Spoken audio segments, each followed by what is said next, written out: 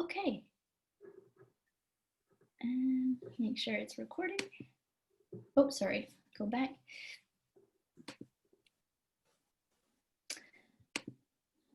And back again. Sorry, when I touch the controls to do the recording, it moves my presentation around. So here we go. So I will now officially welcome everybody to one of the final FEANTSA online conference week webinars. We've had a busy week, and it's been really absolutely not the same as coming all together and meeting each other and exchanging in coffee breaks and learning from each other in person. But it's been actually not too bad a replacement for those things that we can't do right now, unfortunately, due to the COVID-19 pandemic. So it has been wonderful to see people and bringing ideas and experiences from across Europe and beyond. And I'm very happy to welcome you here today. So today we're going to be talking about Housing First for Youth.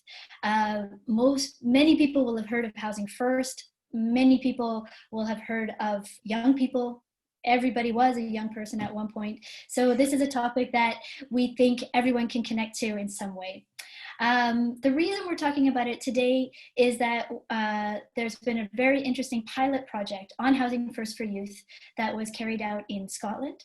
And one of our presenters today is going to talk about that. And we're also going to talk about the development of Housing First for Youth in the Netherlands, where it is gaining some momentum. And we will also spend some time talking about, what are the differences between Housing First for Youth and Housing First for an older adult crowd. So before we get started on the presentations, however, I will just tell you a little bit about FEANTSA and its new membership structure. So as everybody knows, FEANTSA is a network of homeless service providers across Europe, and we've been fighting for better solutions to homelessness for over 30 years. Recently, we've changed our membership structure to make it possible for all of our partners and allies to become members of FEANTSA. So now, if you work for a city, an agency, a think tank, a research institution, it's now possible to become a member of FEANTSA and join us in our fight to find solutions to homelessness so that we can really make an impact on ending homelessness rather than just managing it. So as you can see from this slide, there's some clear benefits of membership, and a reason to do it now is that the European Union is finally, I can say that, finally shifting and looking at how can it have a better impact on helping national governments to put in place policies that actually make an impact on ending homelessness and hopefully also preventing homelessness. So if you have any questions about this, please get in touch with me or reach out to the FEANTSA office and they can provide you with some more information. So I'm going to stop sharing my screen now, and I'm going to do a little tiny bit more intro before we pass on, just to say, again, we can't see you, so if you have a question, please put it into the chat or into the question and answer box. I'll be keeping an eye on that throughout. I'll introduce myself. My name is Samara Jones. I'm one of the coordinators of the Housing First Europe Hub, which was established in 2016 to promote and support the scaling up of Housing First as a way to really make an impact on ending homelessness and making a shift from managing homelessness to making sure that there are housing solutions, Housing First for people who need it, and other housing solutions for people who maybe have lower support needs, but that really we focus on ending homelessness, not just managing it. Within that Housing First Europe Hub, we have a wide range of partners. We work with organizations, with foundations, with cities, with ministries, government ministries, with housing providers. We do training and research and advocacy. And one of the topics that we've worked on really well in the past 4 years since we started is developing an understanding of how to do Housing First for Youth and developing training that goes along with that. And one of the things we've done on Housing First for Youth is support a pilot project in Scotland with the Rock Trust. And so it's really exciting for me to be able to host this webinar where we get to talk about the evaluation of the 2-year pilot project, and to know that the project has got off to a good start, and to be able to bring in the experience from the Netherlands, because it's also a country where they've taken this idea and worked really hard to get it started, and you can see that there's now momentum building for Housing First for Youth to be taken up by other organizations as well. So I think that's all I have to say for housekeeping. What we'll do is the presentations will be about 15-20 minutes each.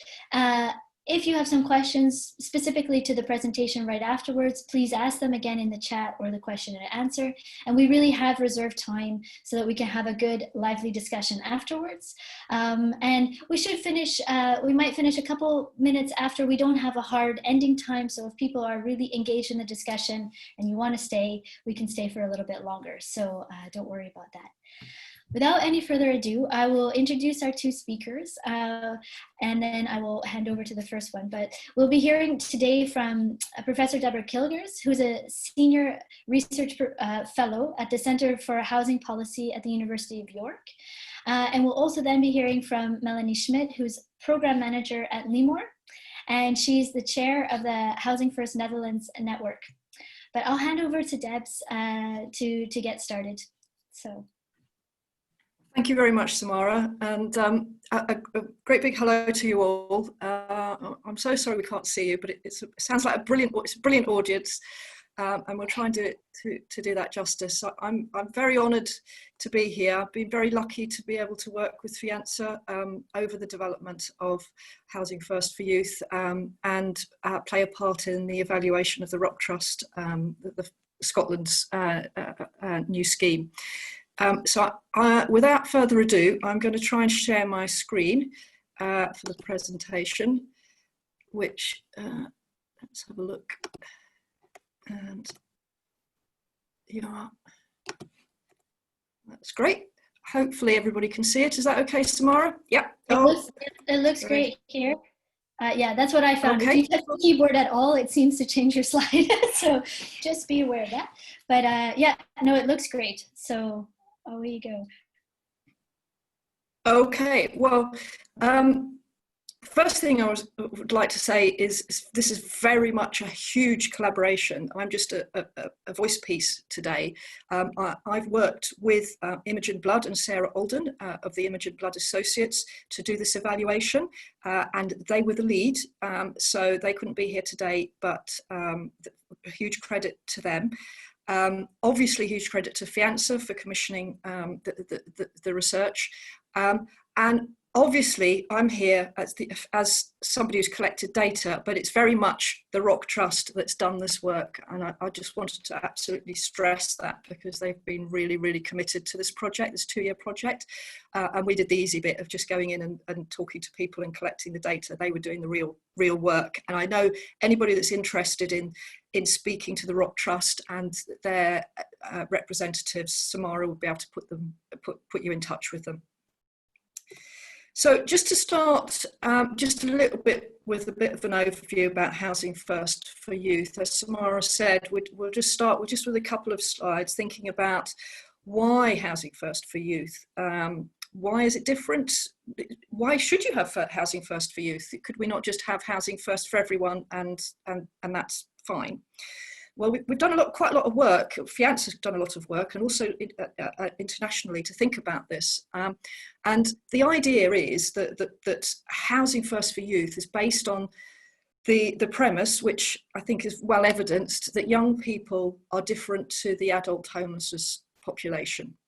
And they're potentially different in many ways, not only by age, and particularly when they're of the younger age, 16, 17, 18, 19, they're still undergoing adolescent development. It's very much that they're still growing. I know we're all growing for whole life, but it is still a kind of an age and stage of growth and development. They'll have very different life experiences and kind of shortened, time-limited life experiences up until that point. But along with the adolescent development, a huge difference in terms of likely levels of dependency and support needs because of their age and because of their stage of development. And obviously it's a huge time of transition, and that needs to be taken into account as well when you think about housing first. Young people traditionally move about a lot and might be undergoing a number of transitions, for example, into relationships, into school and college or work, as well as housing and accommodation transitions, and also one that's often forgotten, but family formation and actually potentially having their own children. So what is Housing First for Youth? This is taken from the FEANTSA website. We've got the reference at the bottom. I'll just read it out because I think it's really quite important paragraph. Housing First for Youth is a rights-based intervention for young people who experience homelessness or who are at risk. The goal is to help prevent homelessness or help youth to quickly exit homelessness. Housing First for Youth is designed to address the needs of developing adolescents and young adults by providing them with immediate, where possible, I should put in brackets, access to housing that is safe, affordable and appropriate, and the necessary and age-appropriate supports that focus on health, well-being, life skills, engagement in education and employment, and social inclusion. Very key, it is not time limited, just like the main Housing First model, and more than just offering housing and support. It is adapted from the standard Housing First model, so it's very akin to Housing First model.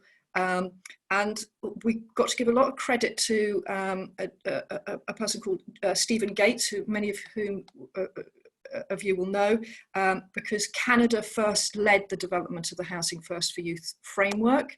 And Stephen also worked with FEANTSA to develop a programme model guide, which was taken a lot from the Canadian experience, talking about what is Housing First and how is it different and how does it need to be done. That's available also on the FEANTSA Housing Hub website, that everybody can access that, and it's quite detailed. It gives you lots of information. It's really, really useful. So I would urge you to look at that if you haven't had the chance yet.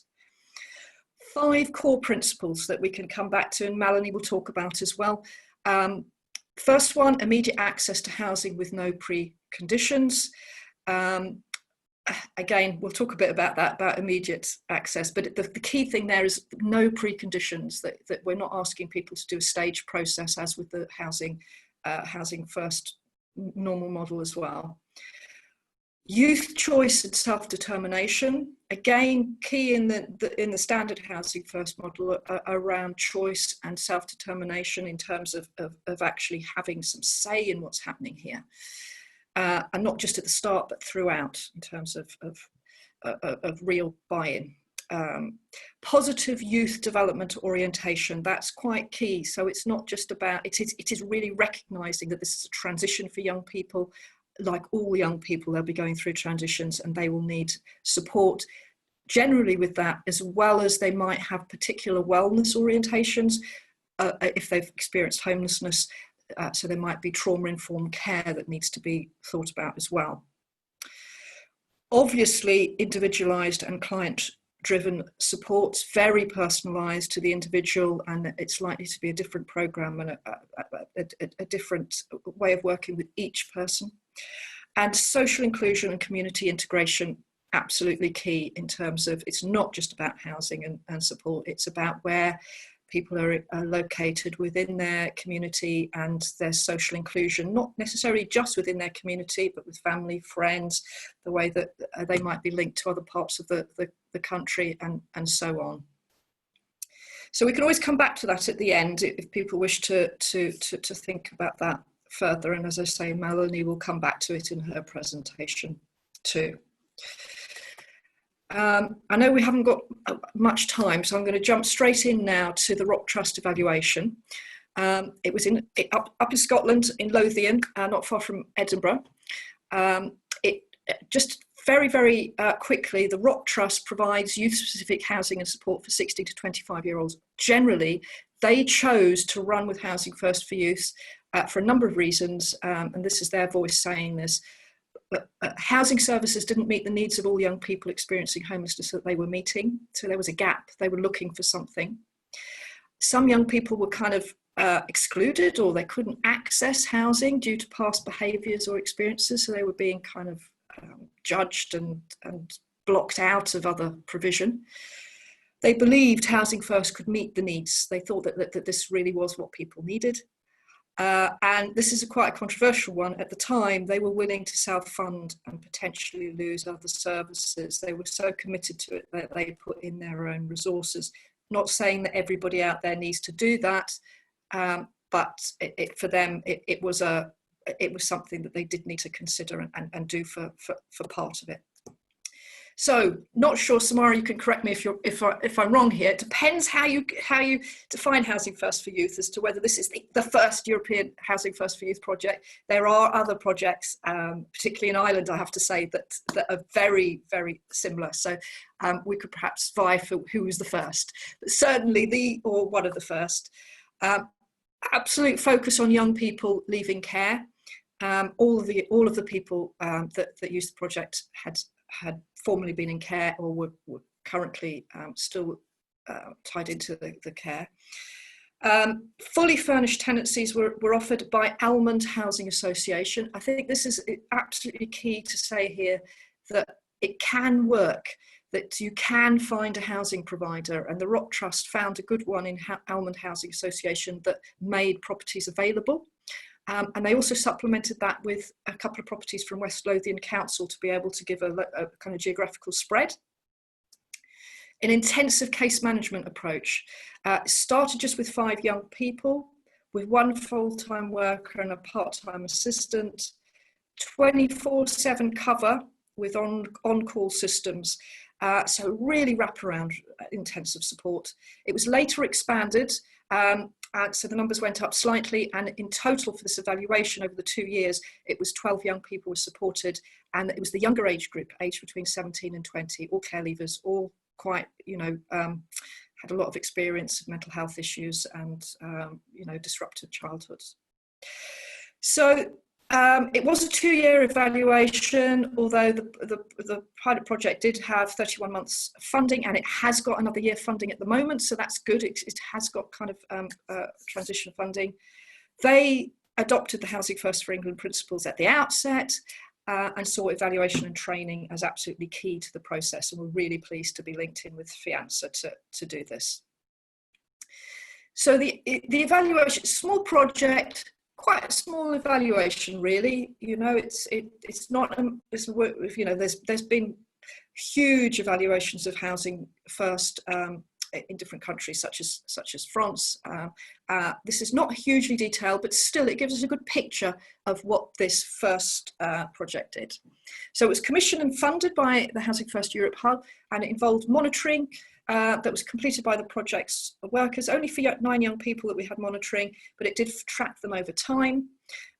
In-depth interviews, really in-depth interviews with 6 young people about their experience of the project, and quite a lot of interviews with project staff, the housing provider, and other key professional stakeholders to locate the project in kind of interagency working. So, just quickly, to run through the key findings, I should say that the full report is on Samara's part of the website, of the Hub website, so everybody can access the summary and the full report. So don't feel as though, I know this is being recorded as well, but don't feel as though you need to take notes and what have you. All of this is in the report that's now published. First area that we're looking at, tenancy sustainment, obviously key in terms of Housing First. And young people who might move around a lot, you might expect quite a lot of disengagement, possibly a higher level of disengagement than older people, possibly. But all except one of the young people that took part in the project maintained their tenancies. This included planned moves, so sometimes the first tenancy wasn't completely right for them, and the project helped them move. Or in some cases, they wanted to move, they needed to move for some other reason. that's all fine, but the tenancies were maintained. There was one young person who didn't maintain their tenancy, but they remained engaged with the support. So they didn't lose any of the young people over the pilot period. And I think that's really testament to the way of working and the intensiveness of that project. Only one of the 8 young people surveyed said they worried about losing their home after living there for 6 months, which I think again is really good, because people often feel as though their tenancies might, not very settled. And, these days with probationary tenancies and am I going to keep it? So that's pretty good. And once settled, all bar one said their home made them feel like they were doing well in life. So I think that the key there is home rather than housing. That the Rock Trust was trying to help young people access accommodation that they could become their home, rather than just a bolt hole that might be not very appropriate. Just a couple of quotes from young people. At the beginning, it was good as you get funding to get what you want. You're not just packed off somewhere. So again, that about the choice and self-determination. This is my home. This is where I can come and, say, this is my place. When you're in your own house, it's like part of your personality. It's part of yourself, basically. So these young people really felt as though this was their home. Second key areas, I should say there's 4, so it won't be too long. Relationships. All young people felt that relationships with their worker had led to positive change in their lives. It was about a relationship, a transformative relationship between the worker and the young person. Young people particularly valued the stickability of the service. So the fact that it wasn't time limited, and it wasn't limited to location as well. They could move, and this project would still stay with them and support them. The workers were trusted. They were seen as flexible and caring. They were supporting young people to make their own positive change themselves. That was the idea, to give them more confidence and to support them, but it was still the young people making those changes themselves. 3 out of 8 reported a better relationship with their family too. Others reported no change. So that's perhaps an area to look at in the future, about how these projects can or cannot potentially try and help people to re-engage with family members and so on. That obviously very, very sensitive one with care leavers.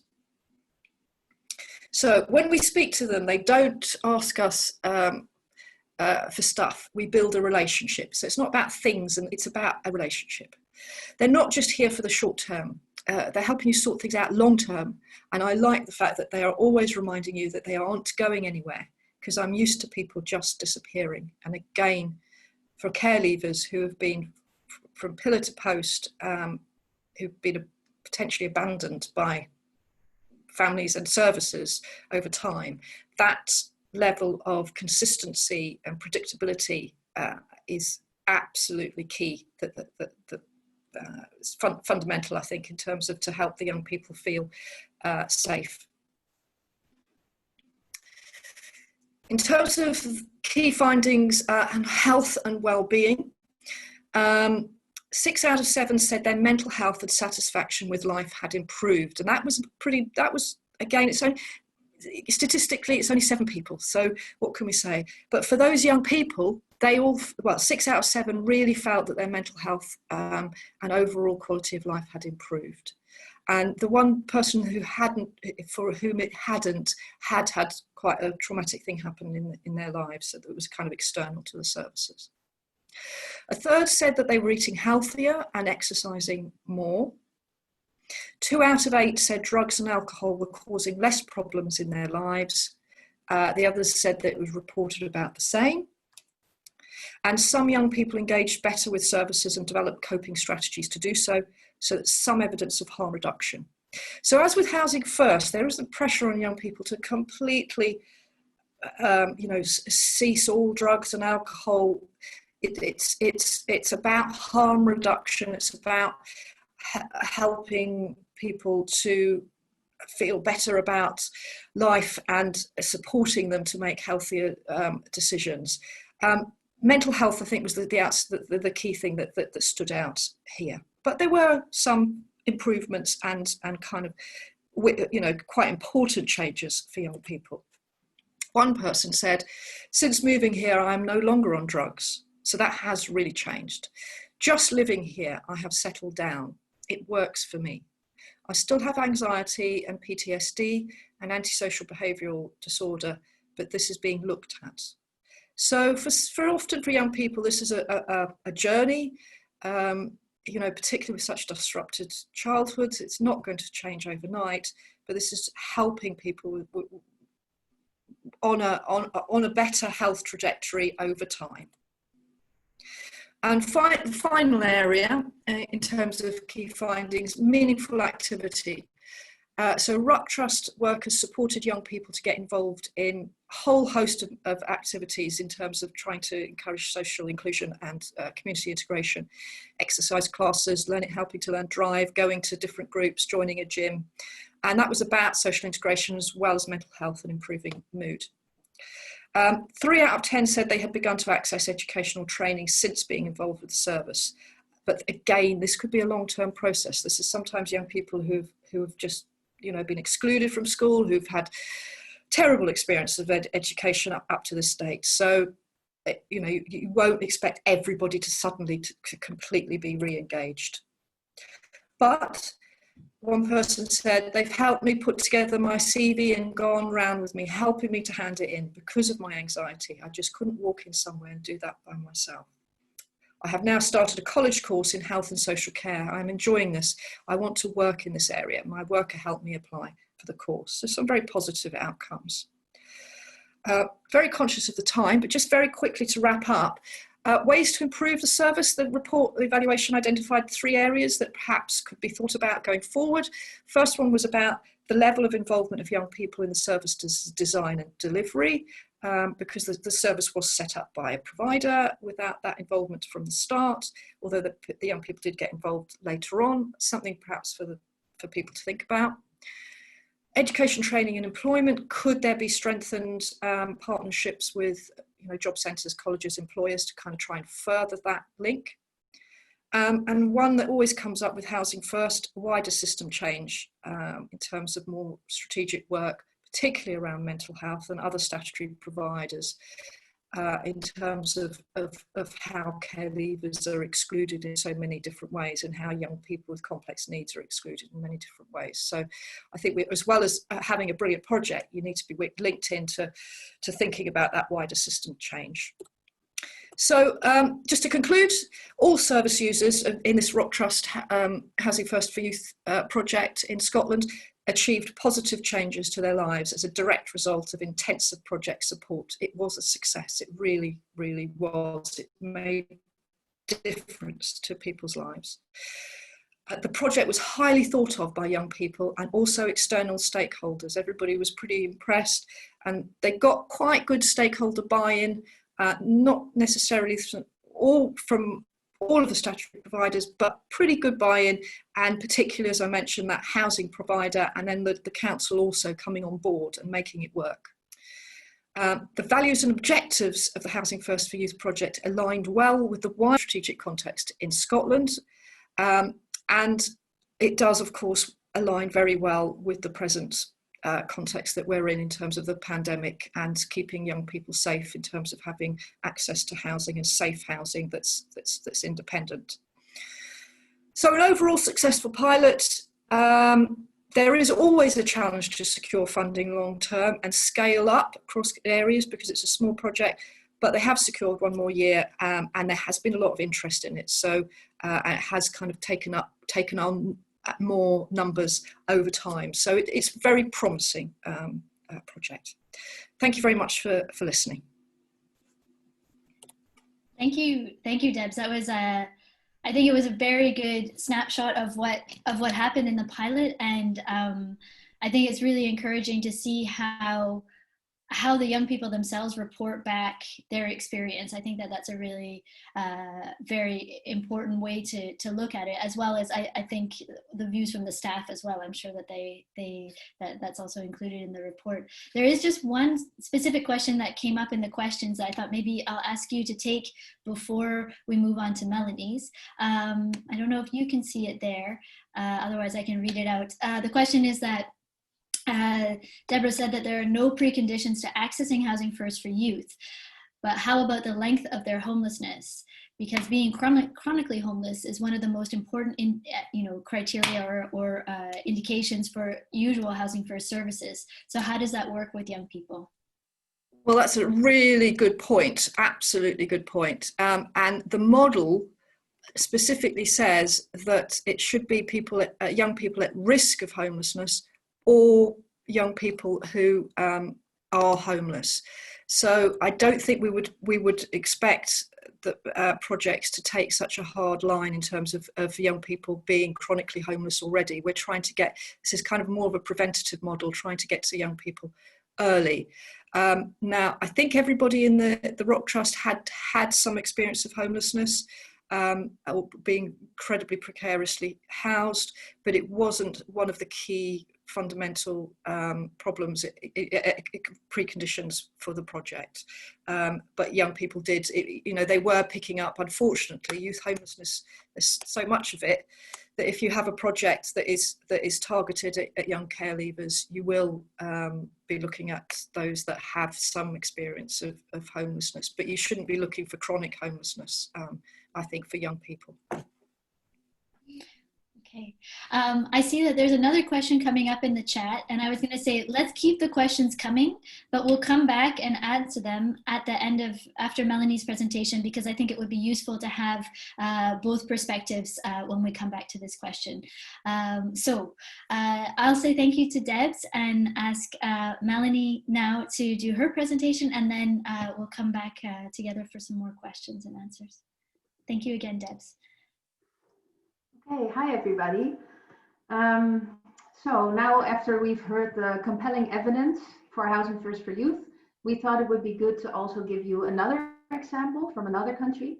So I'm going to tell you something about how we set up Housing First for Youth in The Hague. I'm going to share my presentation.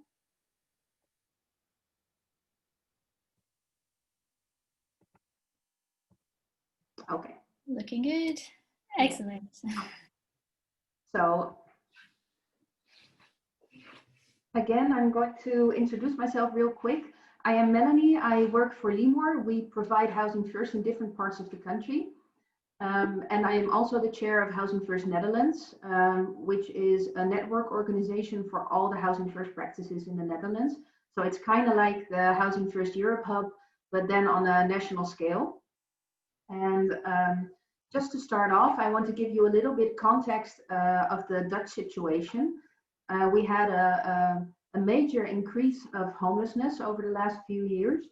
According to the statistics, at least 13,000 young people are homeless, and that's 41% of the total amount of homelessness in the Netherlands. And we see this mainly in the major cities. So one of the major cities in the Netherlands is The Hague.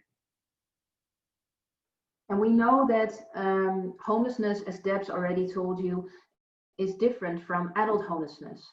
So also the reactions and the solutions for youth homelessness should be different. So, oh, I see things happening in my screen. That's why I stopped talking for a minute, but I think it's okay. Why Housing First for Youth in The Hague? We've been doing Housing First in The Hague for a lot of years, and we have seen very positive results with adults. So yeah, with the rising numbers of young people who were getting homeless, and the success for people that were in the Housing First for Adults model, that made us realize that it was time to develop Housing First for Youth as well. In The Hague, there are about 400 people being registered as, sorry, I'm just taking something out of the screen. In The Hague, there are about 400 young people that are registered as being homeless, and I regret to say that it's still the case. And in addition, there is also an unknown number of unregistered young people homeless. The number of night shelter beds were also growing, and we saw more and more young people who were not accepted or dropped out of existing services. And we know that when young people become homeless, their health deteriorates, their psychological condition deteriorates, they are often abused, the risk of addiction increases, they get into contact with the law a lot more, it results in school dropout, and they are often victim of crimes and get further traumatized. So we knew we had to act and really make a change because the current system was not providing a good answer for these young people. Here you see the core principles. Deb's already told you about them, so I won't really elaborate so that we have time for questions at the end. But I can say that the Housing First for Youth service in The Hague is has a high fidelity to these core principles.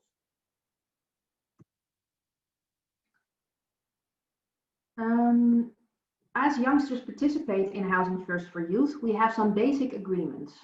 And one of them is compliance with all obligations of the rental contract. So like paying the rent, not causing nuisance, actually the same agreement that we make with every tenant in the Netherlands. But there is one important agreement, and that is that we want you to keep in touch with the support worker at least once a week. And we are very flexible as to how we look at contact.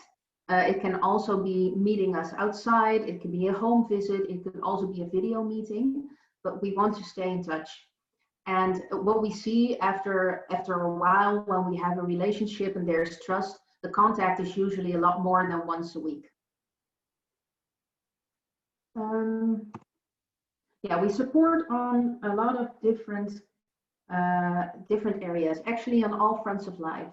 So on gaining the housing, maintaining the housing, but also learning about everything that comes with it. On improving health and well-being, for example, getting treatment or encouraging people to get treatment.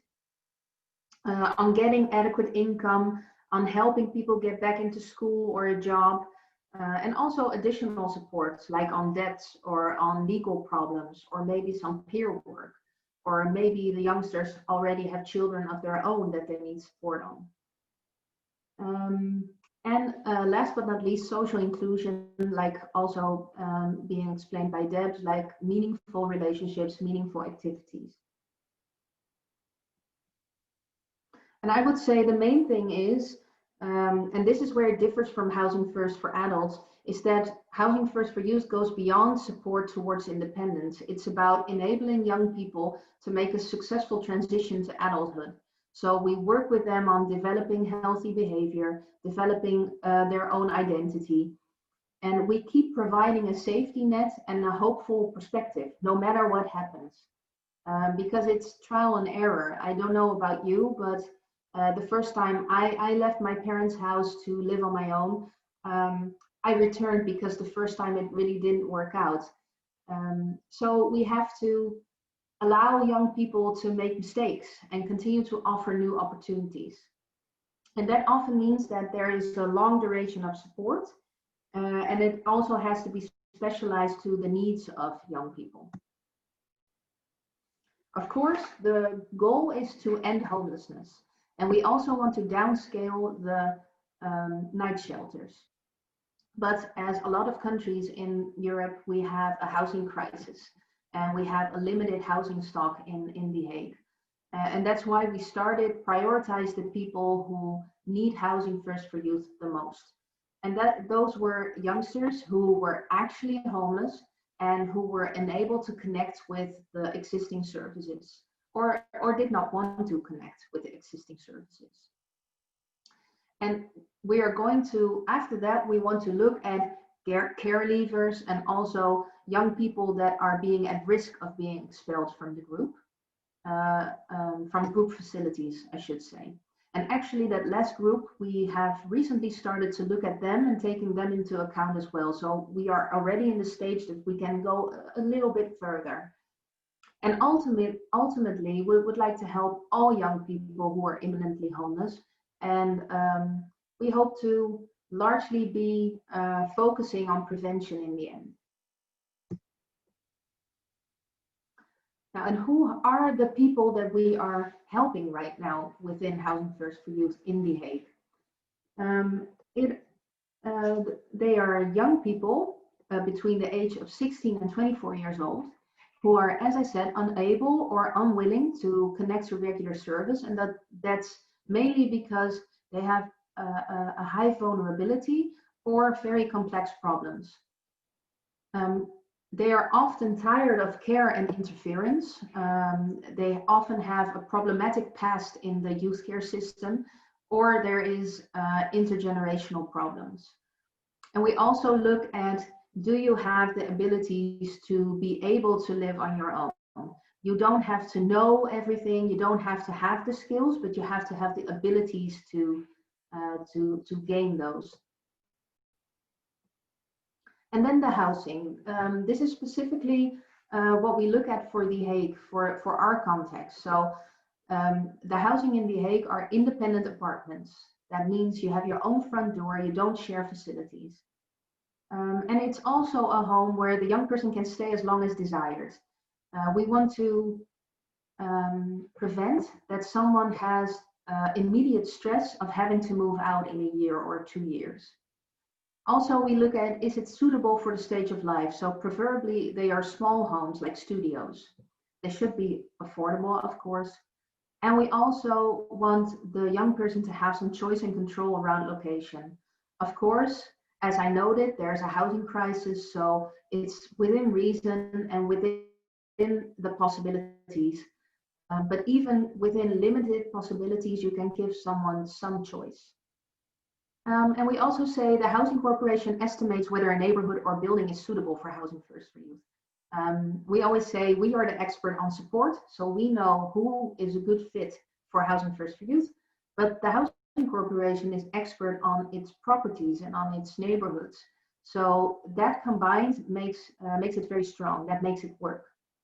And we also have a clear separation between the role of landlord and support worker, because we want to create a situation in where if the landlord has to say, if you keep creating this nuisance, you are going to get evicted, that the young person will call us and say, listen to what happened, I need your help. So you really want that relationship of trust to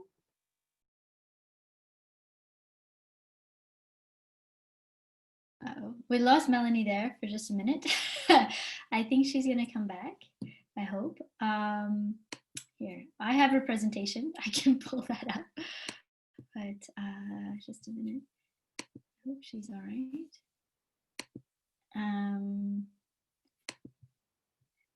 Here, just give me a second. I will bring her presentation up, but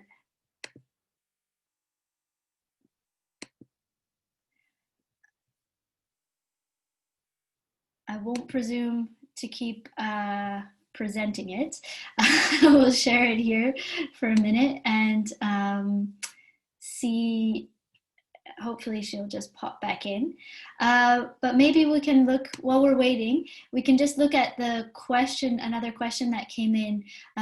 Maybe Debs and I can look at it, is in terms of how long is it taking to house young people? So that's a question. Debs, I don't know if there was something, Melanie's coming back, she says, she's just texted me. Do you have an answer maybe to, in terms of the length of time of finding housing? Is that something that you can? I haven't got it at precise length, but it wasn't too, it was kind of a matter of a month or two, I believe, for many people in the Rock Trust evaluation, but that's because the provider had some properties more or less, well, not ready, but it was because of where the housing provider was. So it wasn't right in the middle of a city centre. For example, I'm working with on another evaluation, and the young people have waited half a year, 6 to 9 months. I mean, it's depending on where you're working, what location it is, and which housing providers you're working with, and what their stock availability is like, the average can vary a lot, and that is something to think about. It can be really tricky if you're in an urban centre, and you really need to try and tie down the agreements with the housing providers to give the preference to this program. Great. Hey, you're back, Melanie. I'm so sorry. I don't know what happened. I got thrown out of everything, like the presentation, internet, Zoom. It's okay. It's okay. These things these things happen. We had your presentation. I found your presentation, and I realized I couldn't deliver it. So we just took a question from the chat. But why don't we come back and let you finish, and then we'll go back to the questions. Are you okay? But until which point did you hear me? Just until you were on your housing slide. If you go to the housing, and then I can, if you show me the slide again, I can remember. Yeah. And then we have lots of great questions coming up. So when you're finished, we'll go into the questions. Okay, so my last point was about the clear separation between roles. So if you heard that, I will go on. Yes. Okay. Do you want to share your screen again? Oh, I thought I was. That's okay. Yeah. Okay. There we go. Yeah. Yeah. Great. Okay. Well, I will just hurry up a little bit then. So there's a good cooperation between housing corporation and support workers, very important. And also that it's a permanent rental contract. We found that a very important part of doing Housing First for Youth, to have that contract either in their own name, or we also give the opportunity for the rental contract to be in the name of the Housing First service first. And after the first period, then it gets to be on their own name. My screen isn't responding. Do you want me to share it online? Yeah, maybe. Okay, sure. If you stop sharing your screen, then I can. Yeah. Just a moment. Oh, it's working. Do you see this? Yeah. I can see. Then I will just go on. Okay, no problem. Don't worry. Other arrangements. We also have some other arrangements that are very specific to the Dutch context, because it has to do with our welfare system. The first thing is that people under 18 need the Housing First service needs to rent the apartment, and also there has to be the total income for someone to pay their rent and their other expenses has to be provided by the local government. And also there's an age group between 18 and 21, which is the main group for us in The Hague. They need a supplement to the income, because it's not, if they're in welfare, it's not sufficient. And in all cases, we organize funds to furnish the home. We work with a multidisciplinary team. We work in some sort of mix of high intensive case management and assertive community treatment. And we have a team with a coordinator, support workers, peer worker. We have our own practitioner, and we have a case manager of the social services. We are now at a caseload around 8, and we also have 24/7 accessibility through telephone, so we can be reached at all times.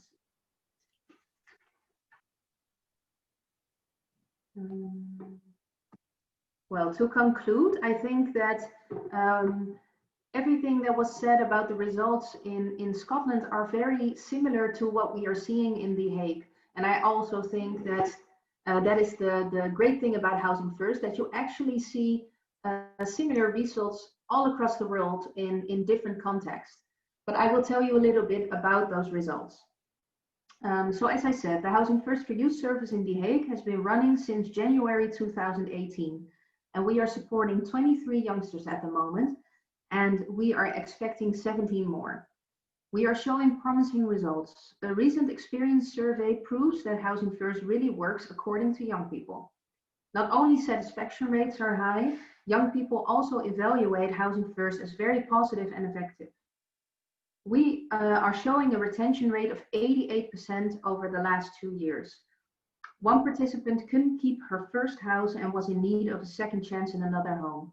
She caused a lot of disturbance, and we were not able to work on the relationship with the neighborhood with her. So we encouraged her to terminate the lease early, and we immediately provided a new home for a second chance for her. And the situation has been a really important learning experience, both for her as for us. But our continuing support resulted in her trusting the support workers more. And as a result, she is doing much better now. There are also 2 youngsters who didn't make it in their own home, but yeah, similar as to Scotland, we are still supporting them. So we didn't let them go. We consider participation of the young people we support very important. We encourage everyone to voice their opinions and also include them in the development of our practice. So in the survey I mentioned earlier, it showed that respondents indicate Housing First as helpful, but in addition, they have also rated the attention the support worker gives to the basic needs of autonomy, skills, and connectedness. On autonomy, we scored 100%. Attention to the skills or the way in which youngsters are challenged and positively empowered also scored 100%. And connectedness, the degree to which a person feels connected to others, scored a little bit lower, 60%. Also quite similar, I think, to the Scottish results. An explanation for this is that it's hard to reconnect with family, and also these youngsters often are or feel alone. In general, we've gained a lot of positive feedback, in particular when it comes to the experience of freedom and choice. Furthermore, our decisiveness was highlighted by the youngsters. They point out that we actually get things done and we actually do as we say, whereas they have often experienced different before. And because of being able to provide this unconditional support and respective autonomy, we notice that the youngsters increase both self-esteem as confidence in others. And we think that is a very big result and very important for the rest of their lives. So that's about Housing First for Youth in The Hague. And thank you for your attention. And you are always welcome to reach out to me. Thank you. Thank you very much, Melanie, and thank you for your grace under pressure with the technical issues. You remained very poised. Well done, because yeah, I know it's one of the nightmares that we all have with the system. Now I would love to make some concluding remarks and so on, but I see there's so many good questions that I would rather than listening to me talk about how much I think Housing First for Youth works, I'd rather take some time to address the questions. So I've kind of noted them down here, and I'm not sure, Debs is still there. Melanie, I think hopefully we'll come back. But maybe we'll start between the two of us, we can take some of these questions. One of them is about age group. There was one about what is a target group, which I think has now been addressed. And then there's a question about individuals in a Housing First program, but who are under 20. And I assume this is a Housing First for Adults program. And the question is, do you think young people programs, youth programs work better for people under age 20? And I mean, I would answer right away, yes, for a lot of the reasons that have been addressed in both of the presentations, in that Housing First for Youth means that the workers are trained and skilled at being able to help the individual go through these life development stages that anybody under age 20, even under age 25, still is in. They still have a lot of growth and development to go through. Also, the big difference that has been touched on in your presentations, both of you, is that I think that the partners and the network that Housing First programs for young people have, those partners are going to be different than if you're in an adult Housing First program. You will be engaged with maybe more with employers than you would be in an adult Housing First program, much more with an education system, with a child protection system, with a child welfare system. So I think that a program like Housing First for Youth, which is dedicated to young people, will definitely be better able to help anybody under age 25 than a sort of standalone Housing First. So I guess I've answered that first question, and now we'll come back to everybody else. There was a question here. I don't know, maybe Debs and Melanie, if you look at the questions and you want to jump in on one, but I'll take a look at them. But there's one about outreach and referrals. How do you, this one comes from Poland, from Jakub. So how do you reach out to young homeless people? Because in Poland, they're mostly amongst the hidden homeless, so you don't necessarily see them coming to homeless services. So maybe, if, Melanie, you could answer for the Netherlands. How do you get in touch with the young people? And I don't know, Debs, maybe then you could answer for Scotland or from your experience. Yeah, in the Netherlands, it's really a collaboration of different partners. So everyone from their own expertise has some youngsters that they know need some help. And we gather all those different expertise and information, and then we have like a meeting to screen all the different candidates. And we actually have quite a good structure for this. And also we actually, for Housing First for Youth, have a lot of youngsters that are in the picture somewhere. So there is always someone that can do an application, mostly. Okay. And Debs? In the Rock Trust and more generally, I think it's collaboration that's absolutely key to getting, finding these young people who might be presenting at different youth agencies perhaps, or you need to be joined up really as much as possible to reach these young people. I think it worked quite well in Scotland. The agencies were working together lots, but I do take the point that there are going to be some young people who are completely disconnected, and it's going to be really hard to reach them. There's some questions here too around the child protection system, and around sort of how, if you're working with young people who are under 18, is there a guardianship question around, are the parents still guardians? Is it the state? And then that also linked into a couple of remarks or questions around care leavers, and are there specific benefits or parameters in place for young people in particular leaving care? I don't know if either of you wants to take that for your particular contexts. I mean, I can just, I won't go into the details, partly because they're so complicated. And I think they are probably, in most countries, it's probably necessary to know what your country specific care leaving regulations and duties are.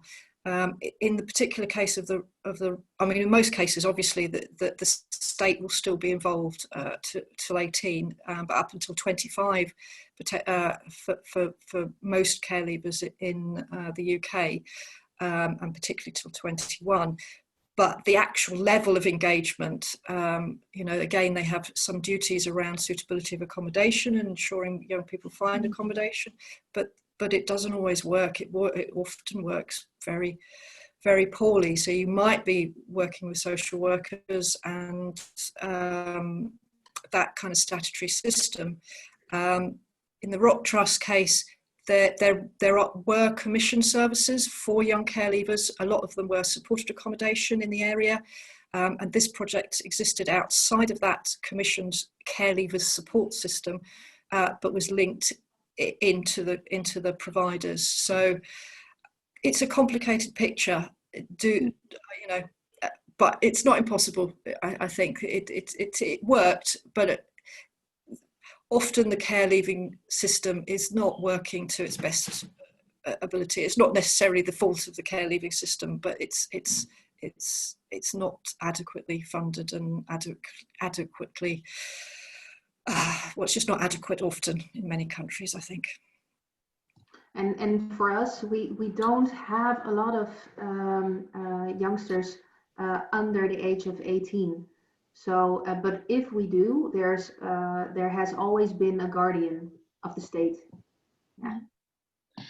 And I can maybe answer for Ireland. I know one of the things as you build your coalition to sort of put Housing First for Youth in place, and you need to reach out to other actors, and one of the actors has to be the child protection agencies themselves. And I think that that's in Ireland, where they've been doing Housing First for Youth also for about 4 or 5 years now.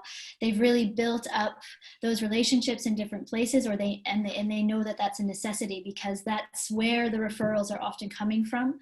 And also in Ireland, they've worked hard to make sure that there's a sort of child, like an aftercare guarantee, so that there, in many countries in Europe now, there's sort of a program that ensures that there's a hopefully a smoother transition from aftercare, from care into independent living. And we really think that Housing First can play a really important role in that system. So I think it's also about reaching out to those systems that are already there, and demonstrating that Housing First can be both a flexible and a very effective way to make sure that those young people who are coming out of the care system, either foster care or institutional care, don't fall into homelessness, because, like as Melanie's example, they don't have somewhere to go back to afterwards. So some of our work here at the Housing First Europe Hub has come from looking very much at those young people who, if we look at it from a prevention perspective, they're the ones we can see that there's a high risk in that group of young people falling between the cracks. So that's one of the things that I know they do in Ireland, and I imagine they do elsewhere. I know in the pilot projects in France that they're also working with the child protection system as young people are coming out of care. Let's just see, there's lots of other good questions. Let's see, there was a question here about the kinds of, I guess, skills and training in terms of what kinds of apartments are people going into. Do you work with people in their flats to help them find the accommodation? Is that the job of the housing, as the housing support worker? I guess around all those mechanics of how do you get your hands on the housing? Okay, yeah. Yeah, we actually, in The Hague, we have an agreement with the municipality and the social housing companies. So in the Netherlands, we have a lot of social housing. Actually, it's getting a lot less than, but we used to have a lot of social housing. It's actually a problem that that there has been policy in the Netherlands that really deteriorates the social housing. But we have a good history of social housing. And so we could make an agreement that we would get an amount of houses per year.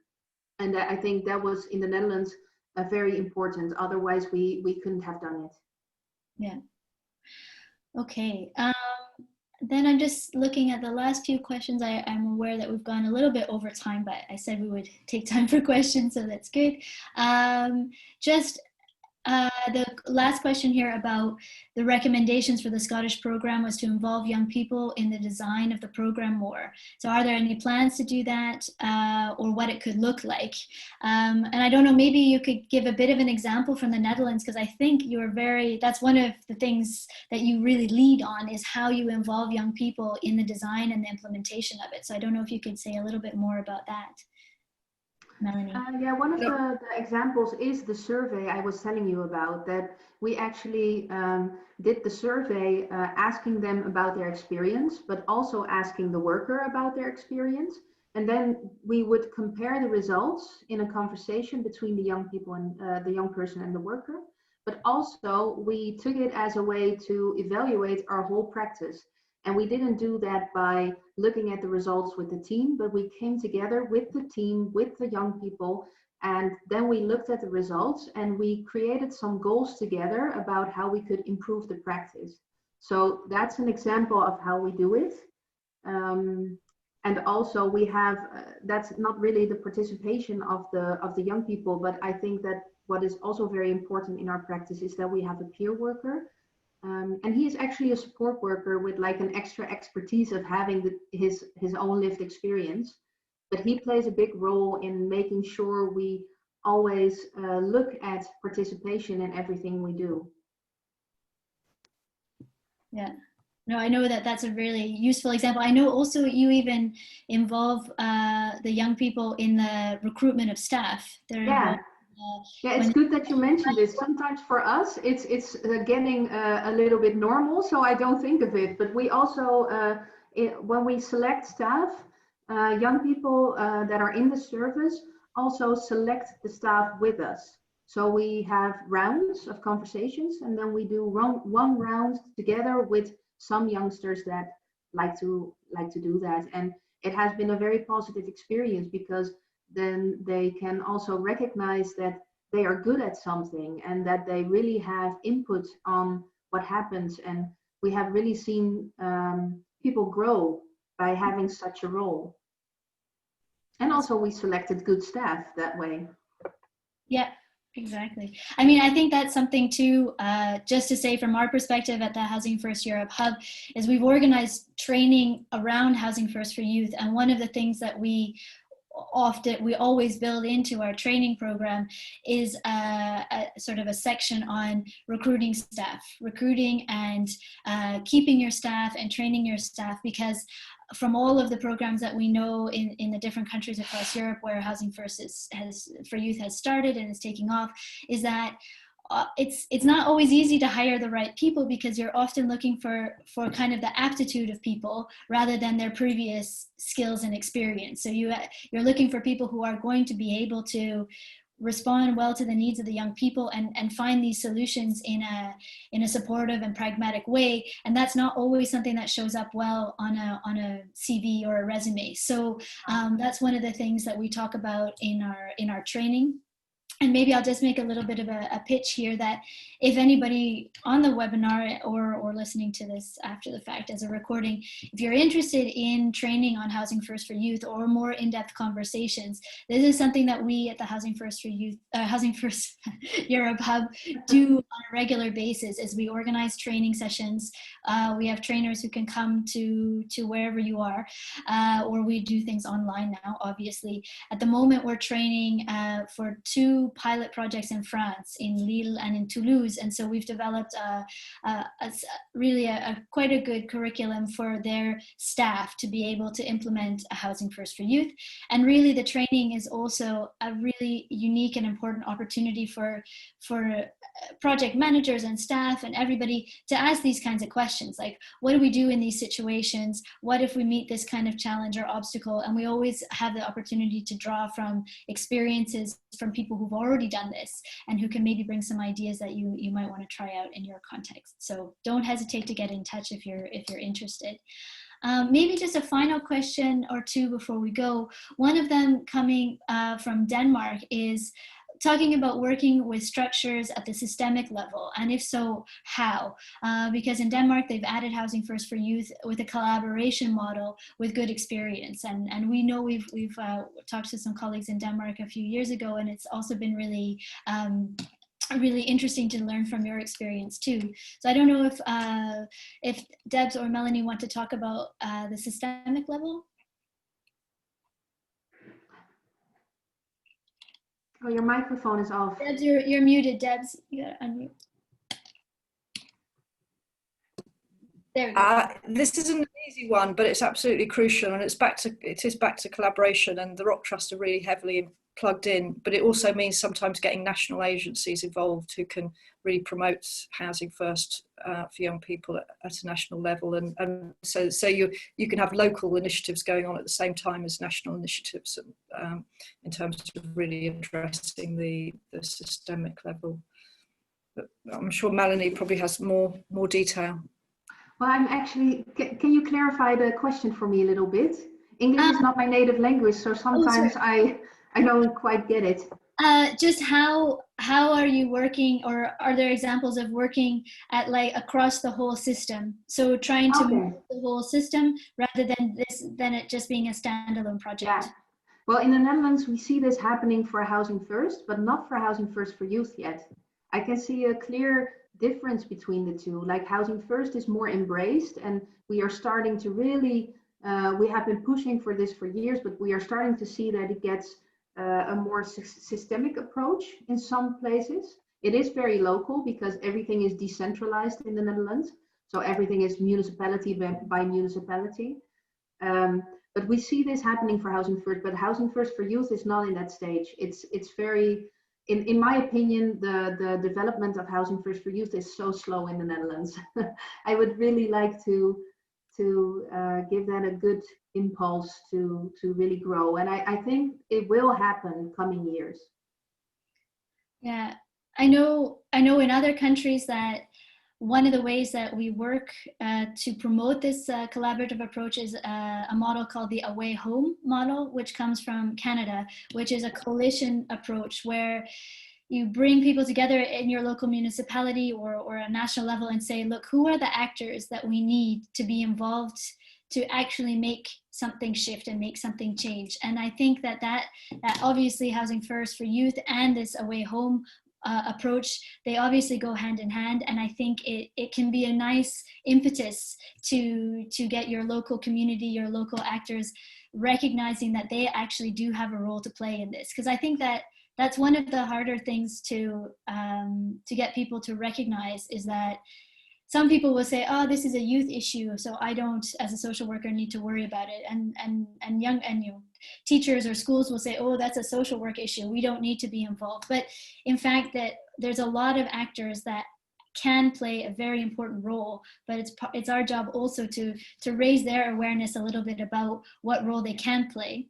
And I think having something like Housing First for Youth is, because it's such a solution-focused approach and it makes so much sense, it's almost easier to get people to rally around something like this rather than say, oh, we have to change everything immediately.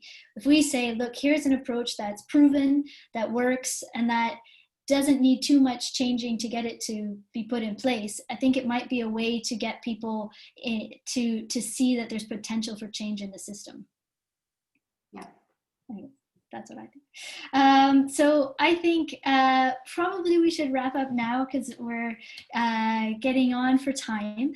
I have put my email address into the chat, and you can find us on the Housing First Europe hub. So it's housingfirsteurope.eu, and you can get in touch with any questions.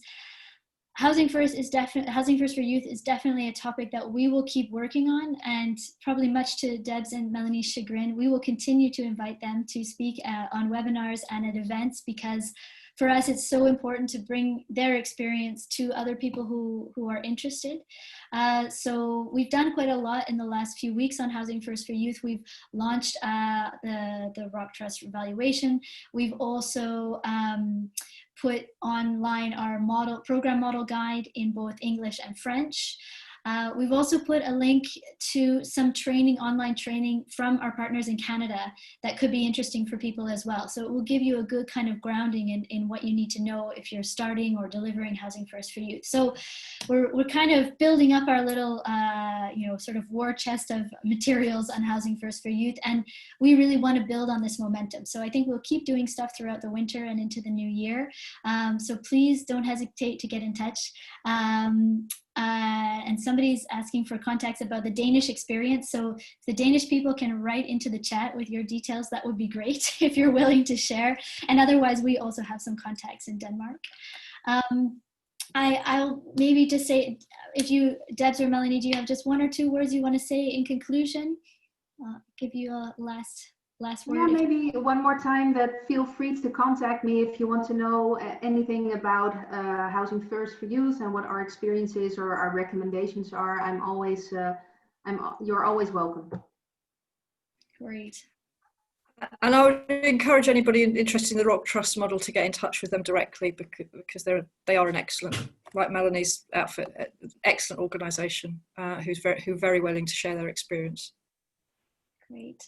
Well, and I'll close then by just saying we are bringing all of these experiences and all of these people together, and we've started sort of an unofficial network on Housing First for Youth. So if you're interested, get in touch with me. My email is there. We'll also perhaps be able to put a bit of social media info out. So I think there's enough people now who are really trying to get this going that we'd like to get you in touch with each other. So we'll do our best to try and keep you guys in touch. And yeah, really, this has been an excellent opportunity for us. I'm so happy to hear about the experiences in the Netherlands and in Scotland. And yeah, let's do this again soon. So, and thanks to FEANTSA for giving us the space in their conference to be able to put these examples forward. And thank you to all the participants, all the attendees who stayed so long, well into your lunchtime, no matter what time zone you're in, though maybe the Korean participant, it's dinner time, I would guess, or beyond. So thank you so much for joining us. And please do stay in touch. And thank you especially to Debs and Melanie for your presentations today. So goodbye and have a good weekend. Thank you. Bye. Bye-bye. Bye. Bye-bye.